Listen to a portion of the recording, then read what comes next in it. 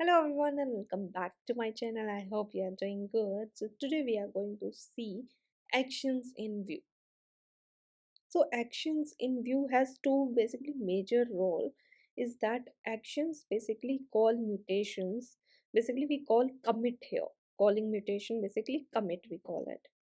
So actions commit mutations, and secondly action can perform some operations like they can call API and get the response, and then it will call the mutation that will update your store variable. So like that flow we worked. So let's see this in action, like see this with example. So that's the view we have created in previous videos. So that's the list, and let's click on add, and you can see add user form we have. So let's submit this using actions. So here I'll be calling API using Axios, and it will be creating a new user in my DB. So let me give you a quick overview of add user. So here you can see form is there, title is there, and form you can see name, email, phone number. So basic form I have created. So now let's write our script to submit this form. So for that, first write export default, and inside that let's create data, and that will be our form variables basically. So here return, and let's say form, and inside that we will be writing name, all the input fields that we have created. So here in this video I'm just going to show you action, so that's why I'm not creating this state variables inside store. So here I'm just creating in my component only.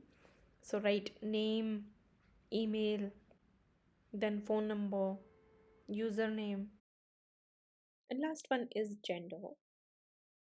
So now let's bind this variable to our input fields with v model.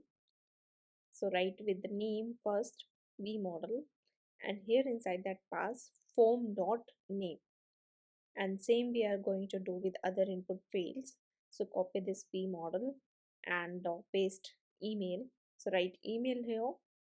Third one is phone number, write form dot phone number, and fourth is username, write form dot username, and last is form dot gender. So now gender options doesn't have value, so now let's add value attribute here. So first one will be value as blank, select like gender, then value second is male, then third value will be female. Now let's quickly move to submit form. So with form write at the rate submit, and let's add dot prevent also. So this one is same as event dot prevent default. So in Vue you write dot prevent for that. Now inside this let's call function. So let's say handle submit, handle user submit. And now in our script let's create methods. So inside methods we will be defining our function, same function that we have defined below. So now next let's tell our app that we will be using store. So for that we need to define in our main.js.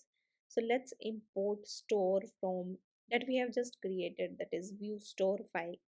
So we have created folder store and import from there basically. Now let's tell our app to use this store. So now to call our function, we will be using dispatch function that will trigger our action. So in handle user submit, let's write this dot store. That's how we can access our store in components, and then call our dispatch method. So this will be triggering our actions. So first one is your action like that you will be creating. So I'm creating add users, and second parameter is my payload, that is which data I'm going to send to my like backend or Axios request. So that is this form, this dot form. So now let's go and create our first action, that is add user.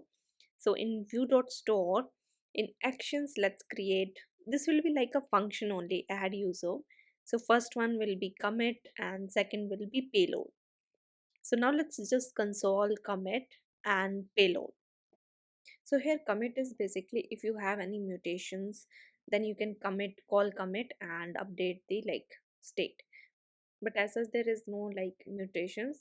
It's just that Axios we will be hitting request and it will be storing in backend. So let's check in browser, click on submit, and here you can see.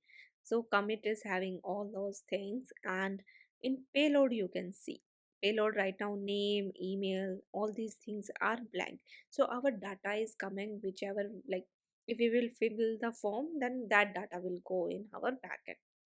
So now let's write name and email, and now let's write phone number also, username. Let's just submit. So here you can see name having its value, email also. So now you can see our form data we can send to actions, and there we are getting console. So whatever data we are getting now, we will be sending it to our backend. So we need to get Axios first. So now let's install Axios. So now open terminal and write command npm i Axios. So this will just install Axios. You can check in your package.json file. It's still installing. So now you can see Axios is installed. Let's import in our store. So right, import Axios from Axios, and now let's hit our API.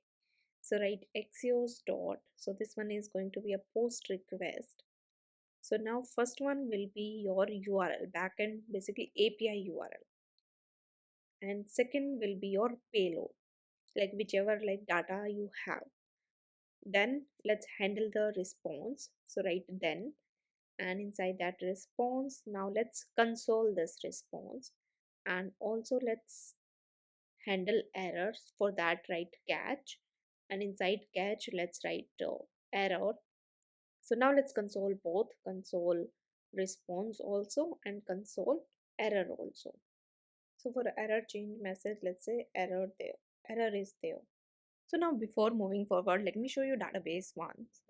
So here you can see I'm having one table users, and inside that you can see I'm having all same like inputs. So you can see fields, name, email, phone number, username, gender. So in this table we will be storing our users. So now let's move forward to our backend. So for that now let's write firstly our API URL here in Axios. So write HTTP, and for localhost we need to write, so you can write 127.0.0.1, and write user form save. So now I'll be showing you backend code. So I have already written it. I have just showing you logic there. So it's in Laravel. You can start your server using PHP artisan serve, and you can see first URL, that is user form save, and it's going to user controller store function. So inside store function you can see I'm having user request, and I'm validating data. So you can see name is required, name is email, phone number, all things are required here, and I'm getting all the validated fields, and I'm just inserting in my table. So model also you can see it's going to table users. So it doesn't even matter you need to have Laravel only as backend. You can have Node, Python, whichever like backend language you know. And here you can see validated result I'm getting, and I'm sending the API response here. So now finally let's test our form. So write name, email address, phone number, username, and gender, submit finally. So it's giving one error, incorrect integer value, that is df. So I think some database correction we need to do. Let's go to structure. Okay, here you can see username is passed as int, so need to change that. So now let's change username. Click on change, and we will be changing it to varchar because it will be like character also. So now let's submit again, and now you can see user successfully saved. Now let's browse. So now you can see we have one entry that we just added.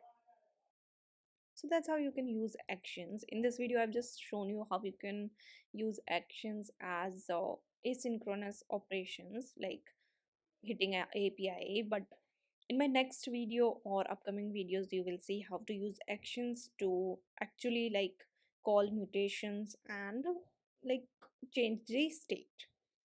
So in this video you have seen how to add user. So in my next video I'll fetch the list of user and display that. So in my next video you will see mutations. So that's all in this video. I hope you like this video. If you have any doubt related to this topic, then you can comment down in the comment section. Thank you so much for watching. Please like, share and subscribe to my channel.